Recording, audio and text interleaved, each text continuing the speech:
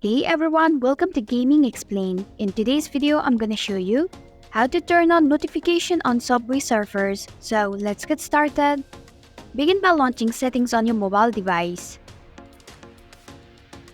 Now in the search bar, type in apps and perform your search. Tap on it. Now tap on Manage Apps option. In the search bar, type in Subway Surf and perform your search.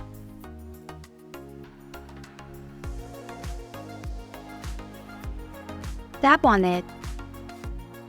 Now tap on Notifications option. Now enable Show Notifications option. And this is how you can turn on notification on Subway Surfers. Thanks for watching Gaming Explained. If you like this video, hit the like button and drop a comment with any questions or feedback. If you are new, subscribe and click the bell icon to stay updated on the future videos.